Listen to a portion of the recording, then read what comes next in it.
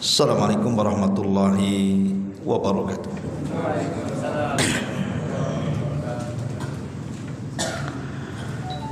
Alhamdulillah,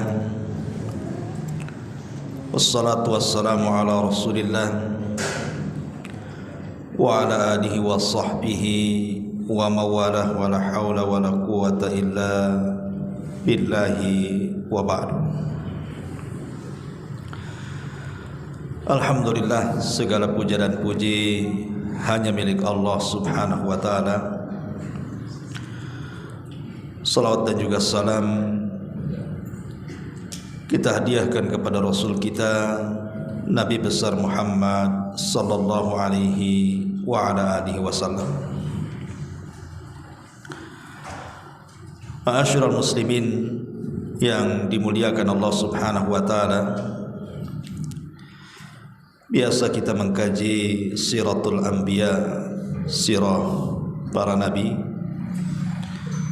Biar tidak bosan, kita selingi dengan tema yang lain, tema sederhana tapi penuh dengan nasihat untuk kita semuanya. Ma'asyiral muslimin yang dimuliakan Allah subhanahu wa ta'ala, tema di malam hari ini kita akan membahas tentang beberapa penyebab dan juga obat dari setiap permasalahan hidup manusia.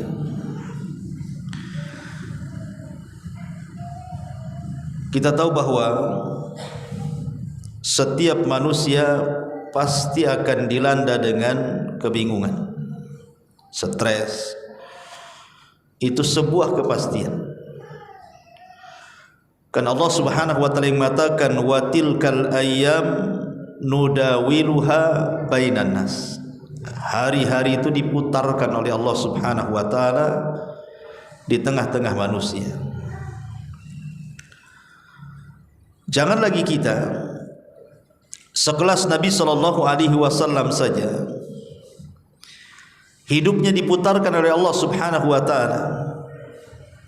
Terkadang senang, terkadang sedih, terkadang bahagia, terkadang juga gundah gulana. Itulah kehidupan Nabi sallallahu alaihi wasallam. Di permulaan dakwah Nabi sallallahu alaihi wasallam tidak ada satupun manusia yang menghormati Nabi. Itu di permulaan dakwah. Siapa yang menghormati Nabi di permulaan dakwah? Tidak ada. Yang ada justru Nabi SAW malah diejek, dikatakan gila, dikatakan tukang sihir, dikatakan tukang tenun, pemecah belah, macam-macam. Tetapi seiringnya waktu, setelah hijrahnya Nabi SAW dari Mekah ke Madinah dan Islam pun menyebar, maka Nabi SAW dimuliakan dan dihormati banyak manusia. Berawal dari dihinakan, berakhir dengan dimuliakan. Begitu hidup manusia. Ada yang tadinya hina menjadi mulia, ada pula terbalik yang tadinya mulia menjadi hina. Seperti Abu Lahab, Abu Jahal, itu orang mulia di zaman jahiliyah, tapi ketika menolak Islam menjadi hina mereka. Ma'asyiral muslimin yang dimuliakan Allah azza wa jalla, apa saja penyebab-penyebab seseorang itu menjadi banyak berfikir, melamun, sedih, stres gitu ya? Apa saja penyebabnya dan apa obatnya? Yang pertama, ulama mengatakan biasanya alhammu sababuhu ad-dainu. Biasanya orang bingung, orang stres, orang banyak pikiran itu disebabkan banyak hutang. Disebabkan hutang. Dan ini dialami oleh sahabat Rasul, bukan kita saja yang stres tuh ikhwan kalau ada hutang tuh kan. Sahabat Nabi juga sama. Ketika mereka punya hutang, hidup mereka susah. Disebutkan dalam sebuah hadis, ketika Nabi SAW satu hari masuk ke dalam masjid. Entah kenapa hari itu Nabi pengen ke masjid, padahal di luar waktu sholat. Ada yang mengatakan di waktu duha. Waktu duha itu orang lagi sibuk-sibuknya bekerja tuh. Jarang orang ke masjid itu. Yang di pasar, yang di kebun, yang di kantor, yang di jalan. Biasanya waktu-waktu duha itu jarang orang ke masjid tuh, karena memang bukan waktu sholat. Entah kenapa Nabi SAW digerakkan di waktu duha itu ingin masuk dalam masjid. Rupanya setelah masuk ke dalam masjid, dia mendapatkan seorang laki-laki namanya Abu Umamah radhiyallahu anhu sedang berada di pojok masjid, menengadahkan kedua tangannya ke langit seraya berdoa kepada Allah Azza wa Jalla, dan di raut mukanya penuh dengan kesedihan. Jadi Nabi SAW bertanya, "Ya Aba Umamah, mali araka jalisan fil masjid fi ghairi waqti salah?" Wahai Aba Umamah, ada apa dengan kamu? Kenapa kau duduk di masjid di luar waktu salat? Maka Abi Umamah radhiyallahu anhu mengatakan, "Humumun lazimatni wa duyunun ya Rasulullah." Humumun lazimatni wa duyunun ya Rasulullah. Bingung wahai Rasul, dan banyak hutangku yang menjadikan aku ke masjid. Lihat bagaimana sahabat Abi Umamah ketika banyak masalah larinya kemana? Ke masjid. Kemudian dia melaksanakan solat dan berdoa. Begitu harusnya orang banyak masalah itu lari ke masjid, seperti Abi Umamah Al-Ansari ini. Ini antum banyak masalah lari ke Barelang. Ngapain di Barelang? Mancing. Selesai habis mancing masalahnya. Yang ada makin stres. Sudah stres tak dapat ikan kan, double lah stresnya tuh. Pulang pula bocor ban, makin stres. Gitu kan. Jadi sahabat memberikan contoh kalau ada masalah ke masjid, kemudian sholat, kemudian berdoa. Karena buktinya Abi Umamah radhiyallahu anhu setelah dia melaksanakan itu semuanya, rupanya Allah mendatangkan Rasul. Entah kenapa Rasul pengen ke masjid. Siapa yang menggerakkan Rasul? Kalau bukan karena doanya Abu Umamah tuh. Makanya Abu Umamah mengatakan, "Humumun lazimatni wa duyunun ya Rasulullah." Bingung aku wahai Rasul, hutang menumpuk pula aku ni. Kata Nabi SAW, "Afala uallimuka kalaman idza qultahu adhhaballahu hammaka wa qadha anna dainak." Wahai Abu Umamah, maukah ku ajarkan kepadamu satu ucapan yang engkau kalau mengucapkannya dan mendawamkannya, kujamin Allah akan hilangkan kebingunganmu dan Allah akan lunaskan hutang-hutang. Oh, dengan senang hati Abu Umamah radhiyallahu ini yang ditunggu-tunggu. Bala ya Rasulullah, tentu wahai Rasul, kalimat apa itu? Ajarkan kepadaku. Maka Nabi SAW mengatakan, "Qul idza asbahta wa idza amsayta Allahumma inni a'udzubika minal hammi wal hazan wa a'udzubika minal ajzi wal kasal wa a'udzubika minal jubni wal bukhl wa a'udzubika min ghalabatid daini wa qahrir rijal."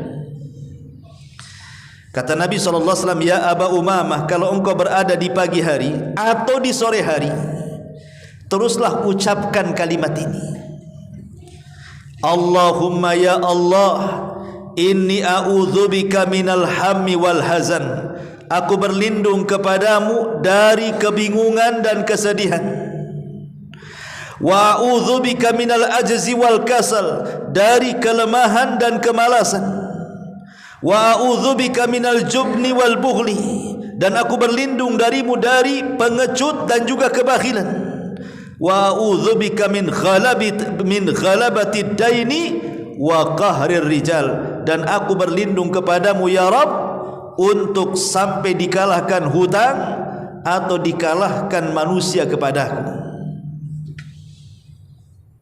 Kan pendek, Allahumma inni a'udzubika minal hammi wal hazan wa a'udzubika minal ajzi wal kasal wa a'udzubika minal jubni wal bukhl wa a'udzubika min ghalabati daini wa qahri rijal.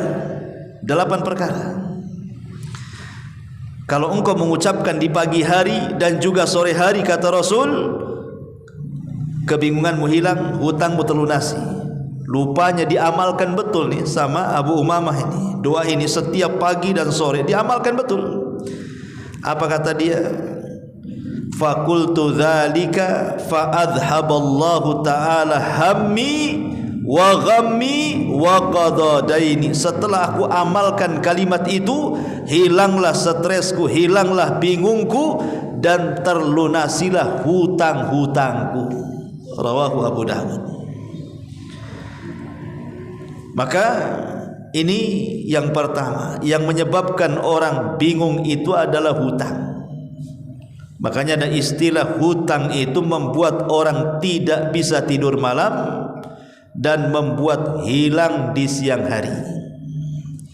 Malamnya bingung, siangnya hilang. Itu orang punya hutang biasanya gitu. Coba saja antum dihutangi uangnya, kemudian kita cari itu sudah waktu temponya tuh, siang-siang nggak ada dia di rumah tuh, entah sembunyi di kolong ranjang, pokoknya nggak ada lah, ya kan? Pergi dia, nanti malam-malam tuh ada, itu pun udah bingung dia. Makanya kenapa Nabi SAW mencela soal utang piutang itu. Dan tidak dianjurkan umat Islam itu untuk berhutang. Boleh berhutang itu kalau terpaksa, dan harus membayar hutang-hutangnya. Sebab salah satu yang menjadikan orang stres itu gara-gara hutang piutang. Maka niatlah kepada Allah untuk membalasnya, untuk membayarnya, dan jangan lupa sering-seringkan membaca doa ini yang diajarkan oleh Nabi kepada Abi Umamah. Ini yang pertama. Kemudian yang kedua yang menyebabkan seseorang itu stres bingung adalah alhammu sababuhu at-tafkiru fil mustaqbal. Bahwa bingung itu disebabkan karena terlampau banyak mikir sesuatu yang akan berlaku, sesuatu yang akan terjadi, sesuatu yang akan datang. Dia bingung loh, udah dipikirkan loh hari ini tuh. Terutama kalau bicara masa depan itu biasanya bicara masalah pekerjaan tuh, atau masalah anak-anak. Apa yang harus saya makan besok? Kira-kira pendidikan anak saya gimana? Stres dibuatnya tuh. Ma'asyiral muslimin yang dimuliakan Allah Azza wa Jalla, ingat bahwa kalau itu soal pekerjaan, maka itu bicara soal rizki. Dan kalau soal rizki itu ikhwan, rizki itu sesuatu yang sudah ditakdirkan dan sesuatu yang sudah dicatat lagi. Artinya karena sesuatu yang sudah ditakdirkan dan dicatat, rizki itu tidak mungkin kemana. Sampai ada perdebatan antara Imam Malik dan Imam Syafi'i. Kata Imam Malik kepada Imam Syafi'i bahwa rizki itu tidak akan kemana, tanpa dicari pun dia akan datang. Kata Imam Syafi'i, tidak wahai Imam, rizki itu harus dicari. Jadi Imam Malik berpendapat rizki pasti datang, gak usah dicari pun dia datang dia. Tapi kata Imam Syafi'i tidak, rizki itu harus dicari, bekerja baru dapat rizki. Kemudian setelah perdebatan ini keduanya pergi. Akhirnya Imam Syafi'i rahimahullahu ta'ala kemudian berangkat menuju sebuah tempat safar. Di tengah jalan, kemudian dia melihat ada kakek-kakek yang sedang menggendong satu karung kurma. Dan kakek itu sudah tua, berat, ya, kayaknya berat kali dia gendong satu karung kurma itu. Jadi oleh Imam Syafi'i rahimahullah ta'ala, karena kasihan, ditolonglah kakek itu. Kemudian separuh kurmanya dibawa dia, sampailah ke pasar. Kemudian sebagai imbalannya kakek ini pun memberikan beberapa kurma yang dibawanya. Dari sini Imam Syafi'i punya hujah bahwa yang namanya rezeki itu harus kerja. Sebab kalau seandainya dia tidak membawakan kurmanya kakek itu, mana bisa dia dapat upah kan? Jadi dia ingin jadikan dalil kepada Imam Malik itu, dibawanya kurma upah itu. Kemudian datang kepada Imam Malik, kemudian mengatakan, ya Imam, sudah saya katakan bahwa rizki itu harus kerja. Buktinya nih, saya dapat kurma setelah saya membantu orang tua. Gini saja wahai Imam, ini saya bagi dua, ini untukmu dan ini untukku. Kata Imam Malik, rizki itu tak payah kerja. Buktinya saya tak kerja dapat kurma. Saya lo tak kerja kamu kasih kurma saya mana yang benar kan itu. Imam Syafi'i mengatakan kerja dulu baru dapat rizki. Kata Imam Malik tidak, buktinya saya diam saja dapat kurma katanya. Kau yang kasih katanya kan. Artinya dari sini ma'asyiral muslimin yang dimuliakan Allah azza wa jalla, terkadang ada rizki itu yang harus dicari, terkadang ada yang datang sendiri. Gitu maksudnya. Seperti ada dulu pernah saya ceritakan, ada seorang bersaudara, dua orang bersaudara, kakak beradik. Adiknya pemalas, nggak mau dia cari uang. Yang bekerja kakaknya memang luar biasa rajinnya. Akhirnya kemudian kakaknya ngomong sama adiknya, kalau engkau ingin makan kerja. Kata adiknya, bukankah rizki Allah itu tak kemana?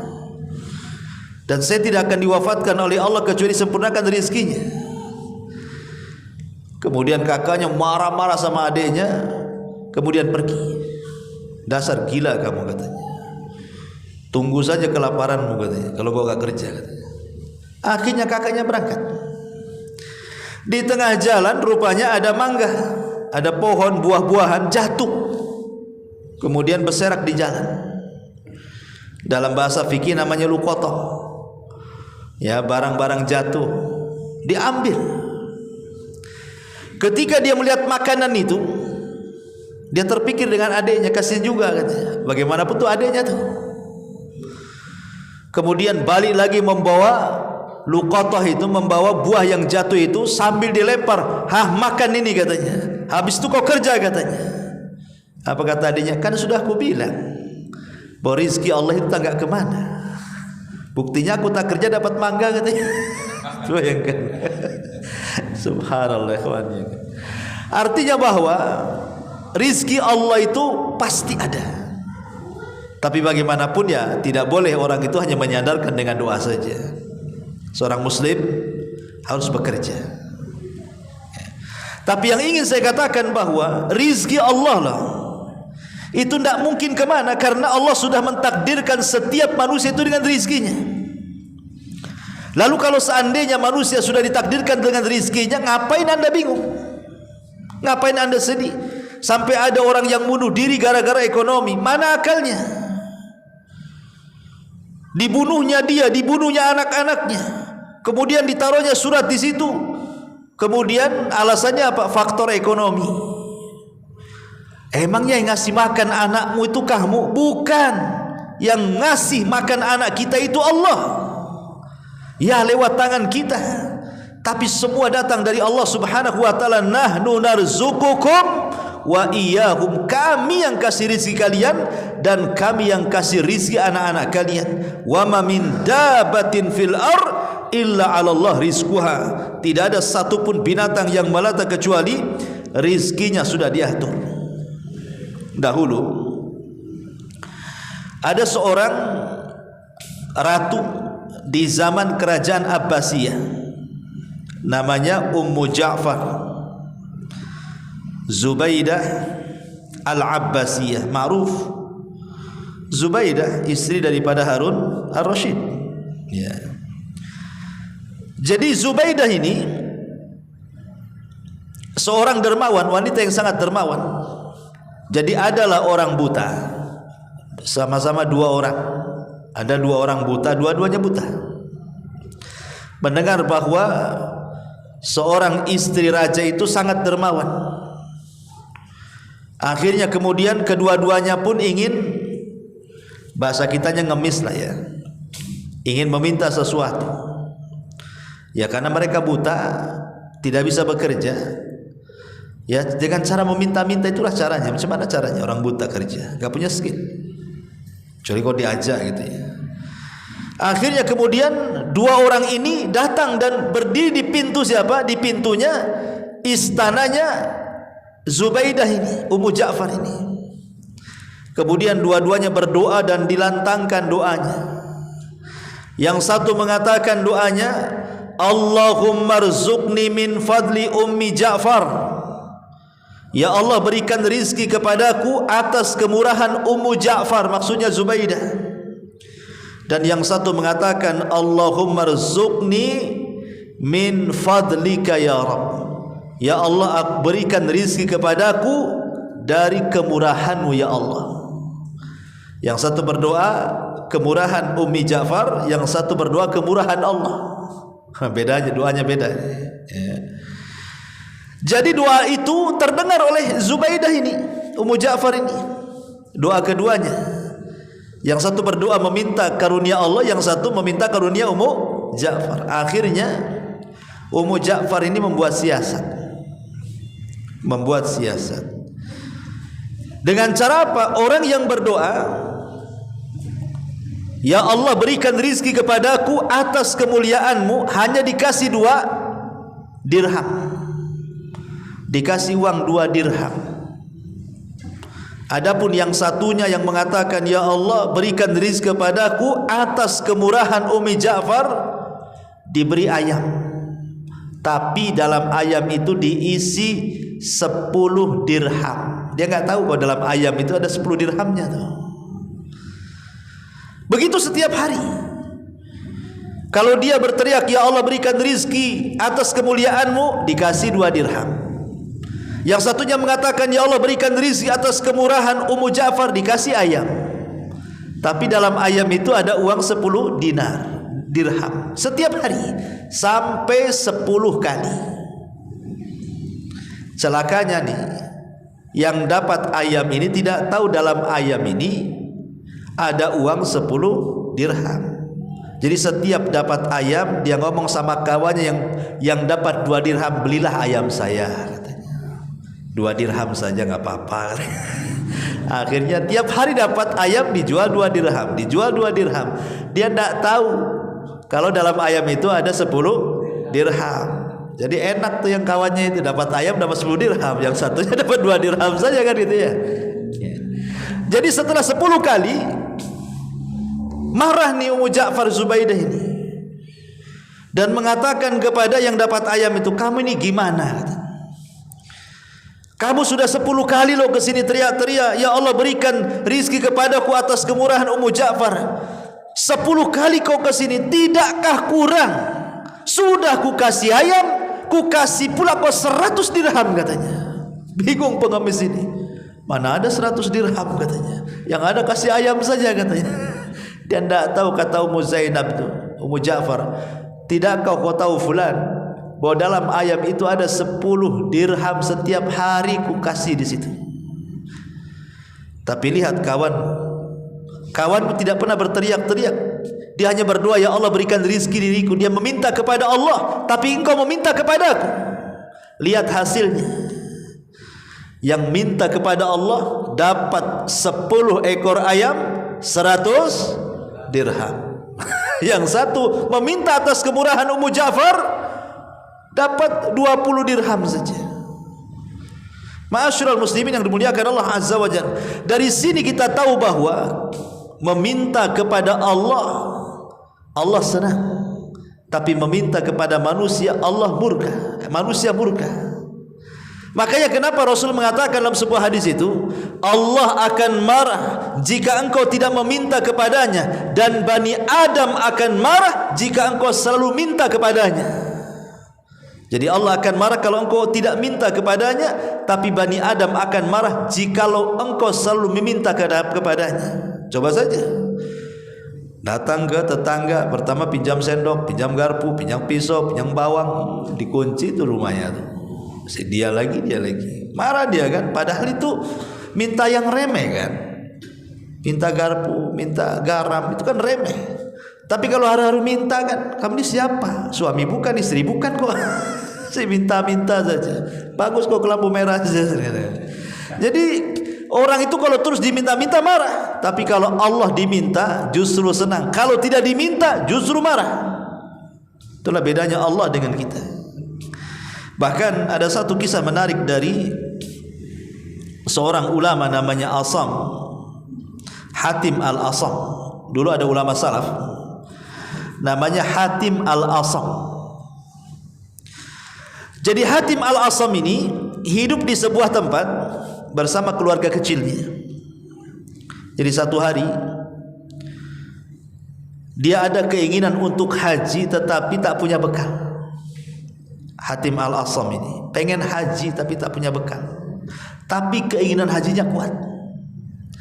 Sampai satu hari banyaklah di daerahnya itu yang berangkat haji dengan menggunakan kafilah.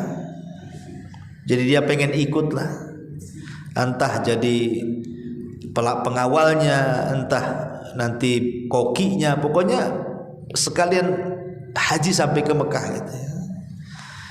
Jadi dia pamit dengan keluarganya. Semua keluarganya menolak.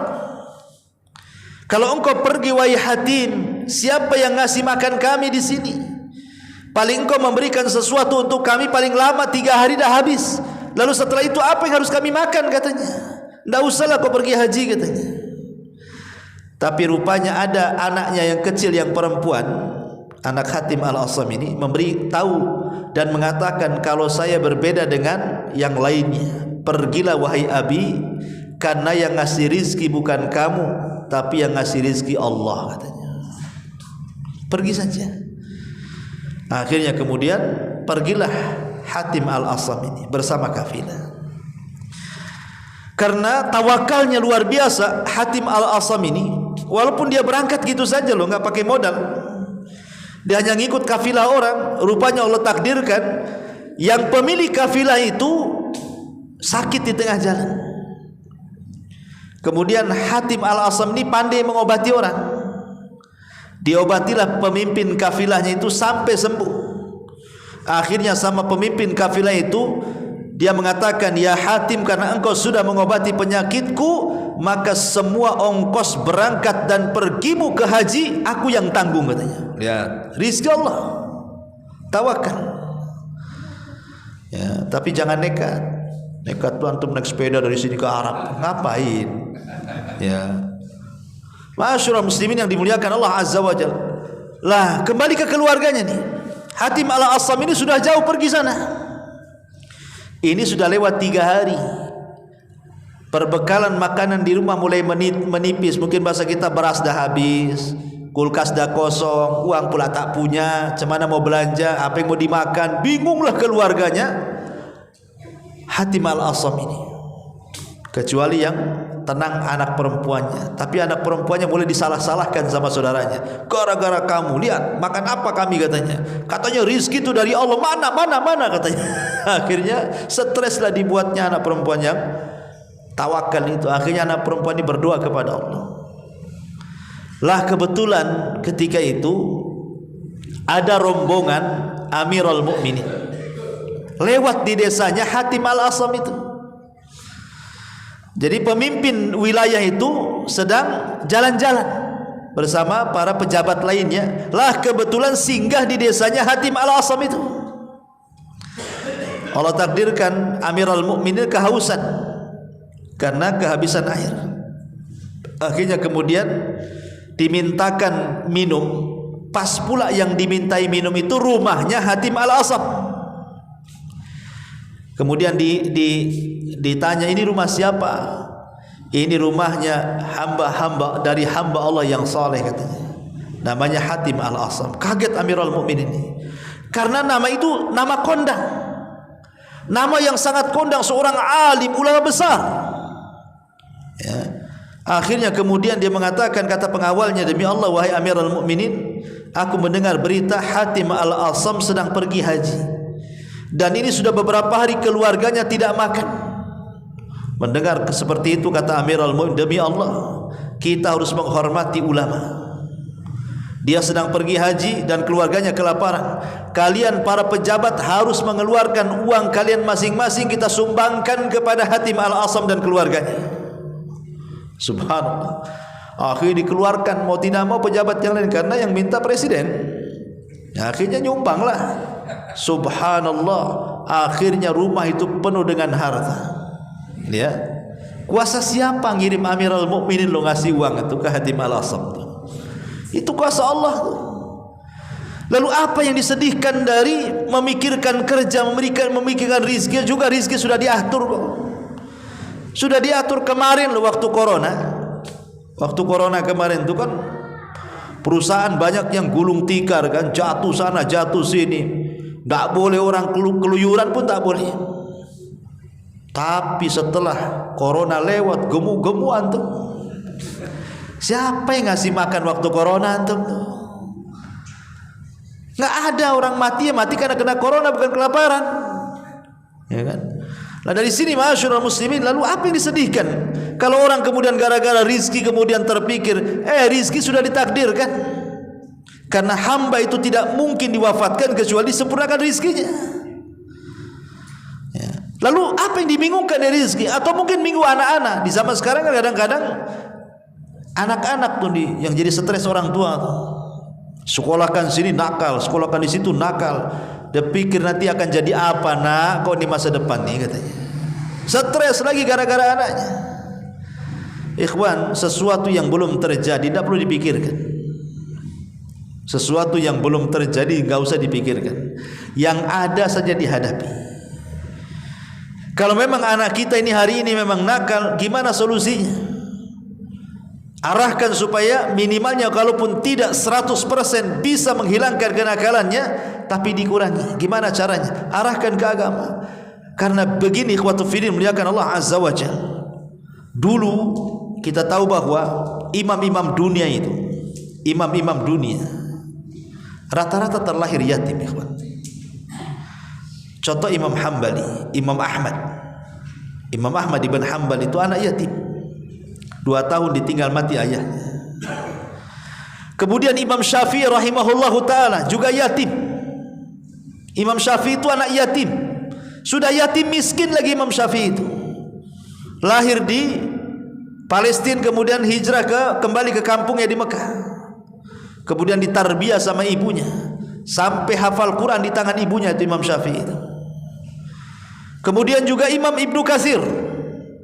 Juga anak yatim Ibnu Katsir itu. Sejak kecil yang merawat ibunya.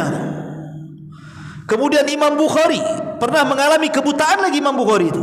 Waktu bayi dia buta tuh. Ibunya berdua dalam mimpinya berjumpa Nabi Ibrahim. Kemudian kata Nabi Ibrahim, anakmu sembuh. Ketika ibundanya Imam Bukhari terbangun, tengok anaknya betul-betul sembuh. Karomah. Ya. Jadi kalau kita lihat sesuatu yang kita tidak menduga di masa kecil, rupanya ketika sudah besar menjadi ulama-ulama terkenal kan, ulama-ulama dunia kan. Siapa yang tahu Imam Syafi'i kecil akan menjadi Imam Syafi'i besar? Kan tidak tahu. Sebagaimana anak antum nanti akan jadi apa loh juga antum tidak tahu. Dulu saja antum kecil, sekarang antum di sini jadi begini, kan antum tidak tahu kalau jadi begini kan, yang satunya jadi begitu tuh. Kan gitu ya. Oh, rupanya cita-cita anak itu dulu pengen jadi begini loh, kok jadi begitu katanya. Kita Kita tidak tahu masa depan kita saja waktu kecil sampai sekarang sudah tua loh, tidak tahu masa depan. Rupanya jadi seperti ini. Lah anak-anak kita pun sama. Kita tidak tahu masa depan mereka seperti apa. Cuman kita berdoa kepada Allah, mudah-mudahan Allah berikan terbaik saja kepada mereka. Yang penting kita ini berusaha, kemudian berdoa, bertawakal kepada Allah Azza wa Jal, dan terus memotivasi anak kita ini mudah-mudahan menjadi minimalnya menjadi anak yang soleh. Itulah intinya orang tua, supaya kalau kita sudah mati dia yang mendoakan kita. Nah, ini perkara yang kedua, ikhwan. Ya, ma'asyiral muslimin yang dimuliakan Allah Subhanahu wa taala, yang membuat orang bingung itu adalah biasanya sesuatu yang terkait dengan masa depan. Entah urusan kerja, entah urusan anak, kan begitu. Ataupun yang ketiga, biasanya orang bingung itu, ikhwan, masalah apa lagi? Biasanya masalah dakwah. Dan itu yang biasa dihadapi oleh para duat. Ya, seperti saya atau yang seprofesi lah, para pendakwah. Biasanya menjadi sebuah bingung apabila banyak tantangan dan rintangan. Kita lihat, ya mungkin alhamdulillah saya sih nggak begitu ya mendapatkan rintangan. Tapi kalau dengar kawan-kawan yang di daerah-daerah, di desa-desa, kadang-kadang mereka berdakwah itu sampai di demo, kan itu ya, tantangan mereka itu dicaci, dihina, dicap sesat, macam-macam lah, dituduh macam-macam. Ya, tentu ini tantangan tersendiri dalam berdakwah itu. Tetapi ma'asyiral muslimin yang dimuliakan Allah Azza wa Jalla, seorang dai harus kuat. Antum kalau jadi dai harus kuat. Harus kuat dari omelan orang, harus kuat dari fitnah orang, harus kuat dari ghibah orang, harus kuat dari cacian makian orang. Karena itu konsekuensi dakwah. Nabi saja tidak lepas daripada cacian, makian, hinaan, kan? Maka kita pun akan sama. Siapapun yang membawa apa yang dibawa Rasul pasti akan diuji seperti diujinya Nabi. Tapi tentu ujian Nabi lebih besar dibandingkan ujian kita. Tapi ada kemiripan ujiannya. Sebab kalau seandainya berdakwah kok lurus-lurus saja, nggak ada masalah, dipertanyakan dakwahnya, ngapain itu, ngajak apa tuh dakwahnya? Sebab kalau mendakwahkan dakwah yang diajarkan Rasul, mendakwahkan tauhid, mendakwahkan sunnah Rasul, pasti ada tantangan, ikhwan. Nggak mungkin nggak ada tantangan. Pasti ada tantangan. Ya, dan cara menghiburnya adalah lihatlah para nabi dan rasul. Lihat Nabi. Itulah cara menghibur kita. Bagaimana kesabaran Nabi SAW dalam mengemban dakwah. Ini yang ketiga. Yang keempat, biasanya yang membuat bingung itu adalah masalah kematian.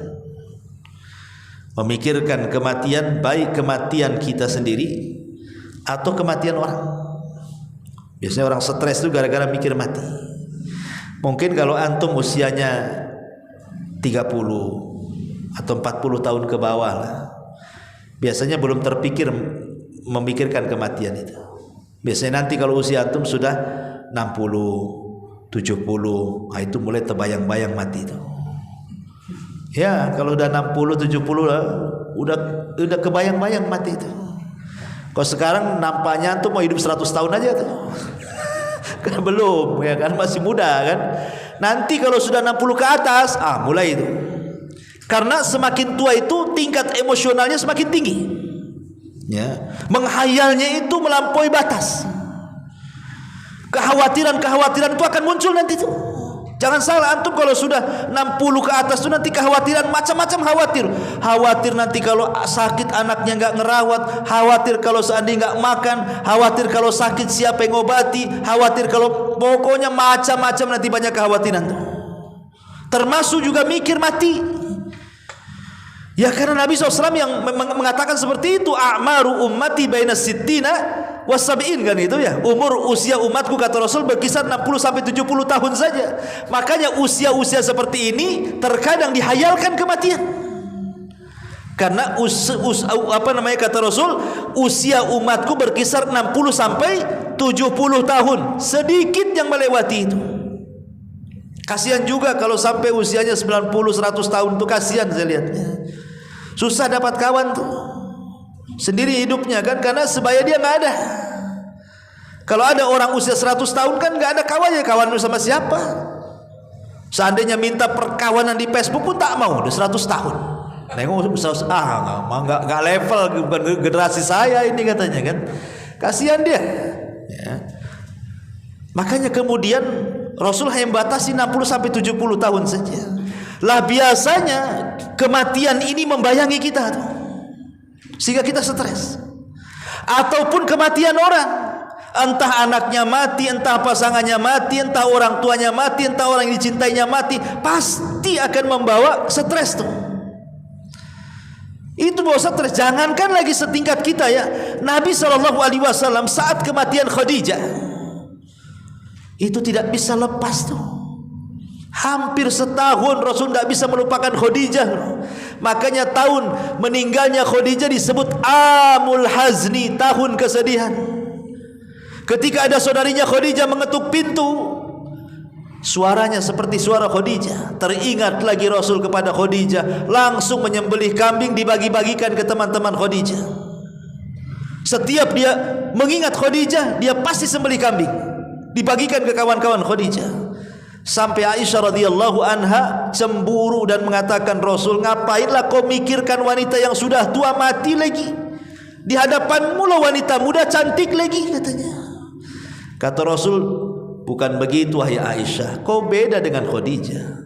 Khadijah wanita yang pertama beriman saat manusia kafir. Khadijah wanita yang pertama menginfakkan hartanya saat manusia bakhil. Khadijah yang pertama kali membenarkan saat manusia mendustakan. Dan dari perut Khadijah lahirlah keturunanku, kata Rasul. Siapa yang bisa membandingi Khadijah wahai Aisyah? Artinya Nabi sampai setahun gitu ya memikirkan Khadijah. Apalagi kita.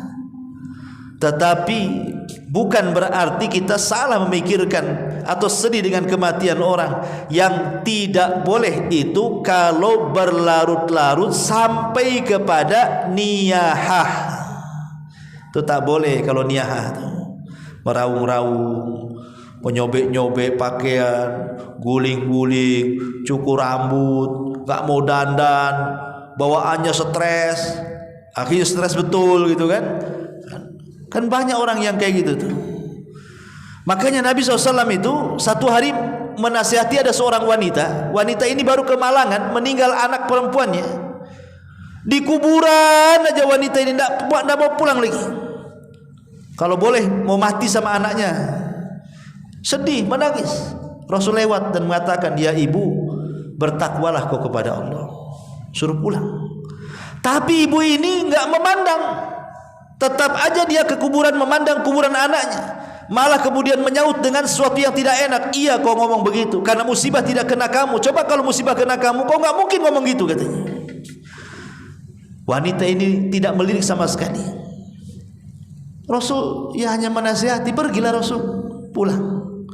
Datang sahabat ngomong sama ibu itu, bu, tadi tahu gak yang ngomong siapa? Itu Nabi loh yang ngomong. Kok lancang kamu menjawab seperti itu? Itu Nabi ya? Iya Nabi. Langsung dia bangkit. Kemudian dia lari mengejar sampai ke rumah Nabi. Dan rupanya Nabi itu kalau rumahnya tidak ada bawabah. Rumah Nabi itu tidak ada bawabah, itu maksudnya tidak ada satpam, tidak ada security. Belum rumah Nabi itu, tidak ada security-nya. Sehingga wanita ini bisa masuk menerobos ke pintu Rasulullah dan mengatakan, meminta maaf kepada Rasulullah, samihna ya Rasulullah, maafkan kami wahai Rasul. Tapi Rasulullah mengatakan kepada wanita ini, inna sabra fi sadmatil ula. Sabar itu dikatakan sabar saat pukulan pertama ketika kena musibah. Jadi mamanya hari ini kemalangan, hari inilah kita sabar. Kalau sudah seminggu bukan sabar, kadong namanya. Sudah seminggu apa nih? Bahasa saya kadong lah kalau sudah sebulan kan gitu ya. Sabar itu ketika hari ini kena kemalangan, hari inilah kita sabar. Nah, itulah sabar namanya. Karena sabar dikatakan sabar itu pada pukulan yang pertama kena musibah. Disitulah tergoncang hati kita, terima atau tidak dengan takdir. Ya. Yang terakhir, ya juga yang bisa menjadikan kita banyak berpikir dan begitu seterusnya, ya adalah sebabnya mungkin bagi orang-orang yang sudah tua gitu ya, disebabkan karena penyakit. Umumnya orang stres itu, dan yang banyak disebabkan gara-gara penyakit yang ada di badan. Mungkin stroke, akhirnya terbaring, ya kan? Mungkin kena gula, akhirnya luka tidak sembuh-sembuh. Mungkin kolesterol, asam urat, macam-macam penyakit itu.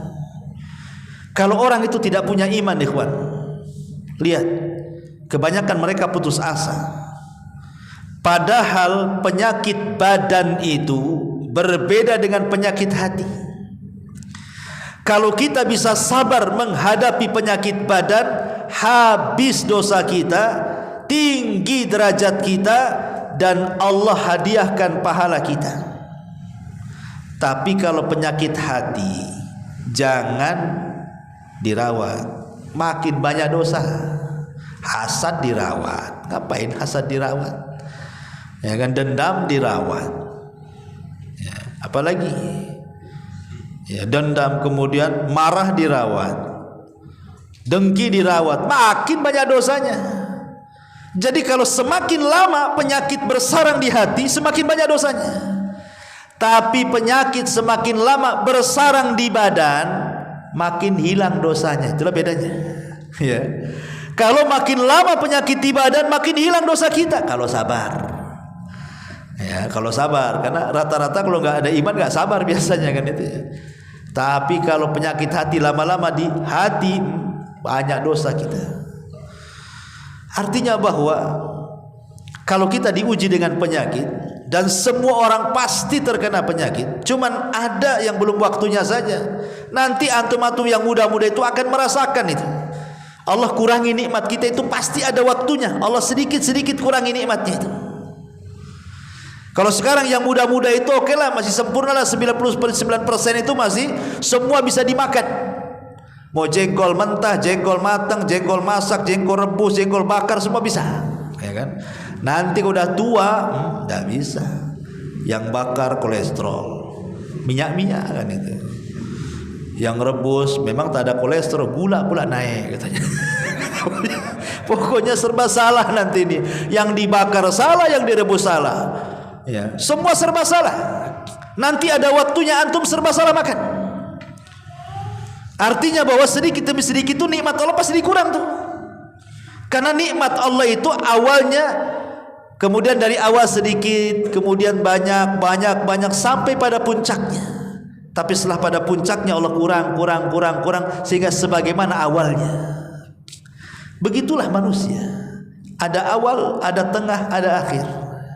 Dan akhir akan sama dengan awalnya. Makanya lihat orang tua itu kurang lebih dengan bayi. Kalau bayi kita rawat masih lucu, orang tua dirawat jengkeli, ya kan? Nah, tapi memang harus sabar. Justru disitulah pahalanya. Ya. Kalau anak kecil, kita punya anak kecil nih dirawat, dia sakit, pengen hidup, jangan sampai mati. Kalau orang tua nih sakit, kapan matinya ini gitu. Kan gitu ya. Itulah bedanya kita merawat anak bayi dengan orang tua tuh. Tapi nanti akan ada masa-masanya seperti itu. Itu yang dikhawatirkan orang sudah tua ini. Kalau saya sakit cemana. Jadi apa tidak positif cara berpikirnya itu, negatif sama cucu-cucunya, sama anak-anaknya itu. Ya kayaknya mau dibuat atau mati aja kayaknya di orangnya. Karena orang tua itu sensitifnya luar biasa. Dan itulah anak harus sabar. Makanya pentingnya kita mendidik anak yang soleh dan soleh itu, supaya ketika kita sudah tua, mereka paham tanpa harus diminta. Karena sehebat apapun anak itu berbuat baik kepada orang tua, tidak mungkin sebanding berbuat baiknya orang tua kepada kita. Nggak akan ada ceritanya. Makanya di zaman dulu, di zaman Umar bin Khattab radhiyallahu anhu mengatakan, ya Amirul Mukminin, saya sudah persis seperti orang tuaku berbuat baik kepadaku. Dulu orang tuaku yang menceboki aku, sekarang aku yang menceboki dia. Dulu orang tuaku yang menyuapi aku dan memberikan minum kepadaku, aku sekarang yang meminumi dan menyuapinya. Pokoknya apapun yang dilakukan orang tua, kulakukan. Cukupkah wahai Amirul Mukminin? Kata Umar, tidak. Tidak.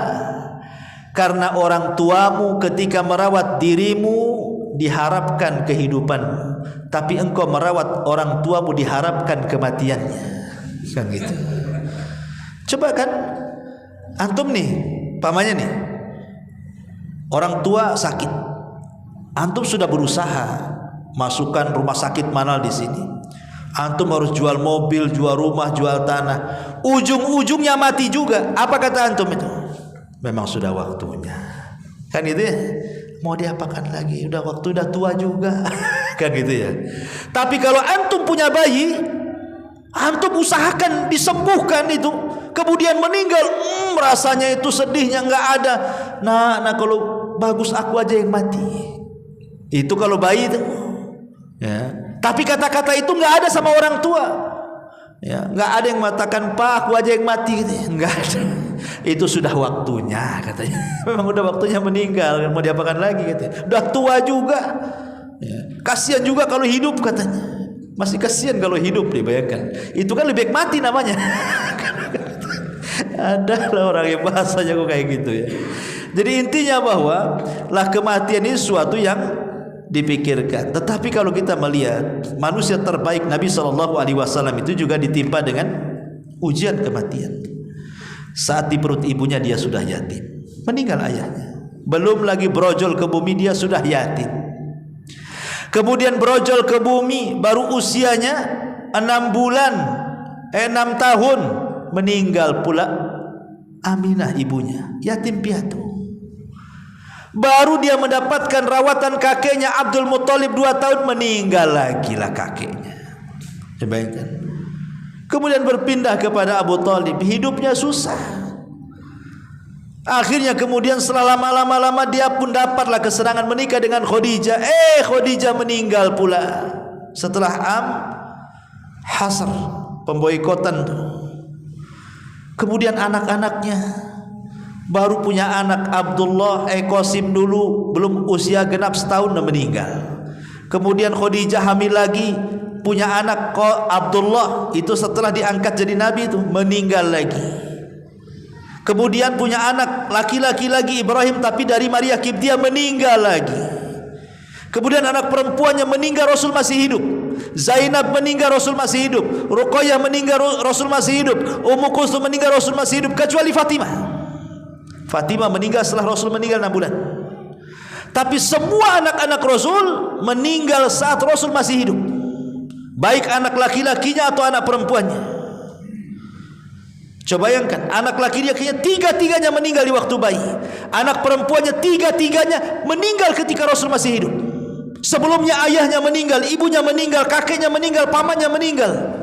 Ingat, kalau antum cerita kesedihan orang meninggal, Rasul harusnya orang yang paling sedih, tapi dia orang yang paling sabar untuk dijadikan contoh bahwa semua orang itu pasti meninggal. Kalau anda pernah meninggal anak, Rasul pernah meninggal anak.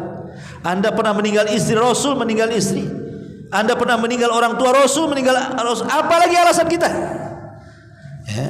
Tetapi yang paling sedih bagi Rasul itu adalah 2 kematian. Pertama Khadijah, yang kedua Ibrahim, putra beliau. Sampai-sampai dia menangis 3 hari Rasul itu karena kematian Ibrahim. 3 hari menangis. Ketika Abdurrahman ibn Auf bertanya, ya Rasul, kenapa kau menangis? Bukankah kau yang melarang tidak boleh meratap?